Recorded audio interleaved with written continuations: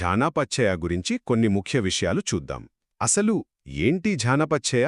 ఇది అభిధమ్మంలోనే ఒక సూత్రమండి.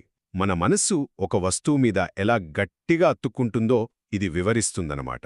చూడండి, ఇది కేవలం ధ్యానం గురించి మాత్రమే కాదు, అసలు మన ఏకాగ్రత వెనుక పనిచేసే మానసిక మెకానిజం గురించి. మొదటిగా, ఝానాపచ్చయ అంటే మన మనస్సును ఒకే విషయంపై నిలిపే శక్తి. మనసు కోతిలా అటూ ఇటూ గెంతకుండా దాన్ని ఒకేచోక కట్టిపడేయడానికి కొన్ని మానసిక అంశాలు కలిసి పనిచేస్తాయన్నమాట. చెట్టుకు వేర్లెలాగో మనసుకి ఈ కారకాలు కూడా అచ్చమలాగే. రెండవది, సరే, ఈ ఏకాగ్రత ఎలా పనిచేస్తుంది?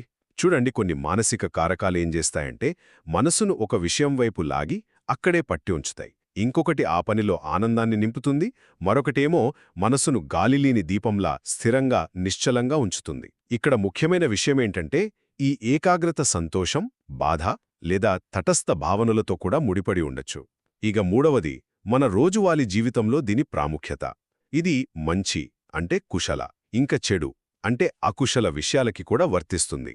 ఉదాహరణకి, మీరు కోపంతో ఒకే విషయం గురించి పదే పదే ఆలోచిస్తున్నారనుకోండి, అది కూడా ఒక రకమైన అకుశల ధ్యానమే. సో దీన్ని అర్థం చేసుకుంటే మన ఎమోషన్స్ని, మన ఫోకస్ని ఎలా కంట్రోల్ చేసుకోవాలో తెలుస్తుంది. సోషల్ మీడియా మన దృష్టిని ఎలా లాగేస్తుందో గ్రహించి మన ఏకాగ్రతకు మనమే బాస్ అవ్వచ్చు. కాబట్టి సింపుల్గా చెప్పాలంటే ఝానపచ్చయ అనేది మన దృష్టిని కంట్రోల్ చేసే ఒక మానసిక యంత్రాంగం. దీన్ని అర్థం చేసుకోవడమే మన ఏకాగ్రతను మన చేతుల్లోకి తీసుకోవడానికి అసలైన మార్గం.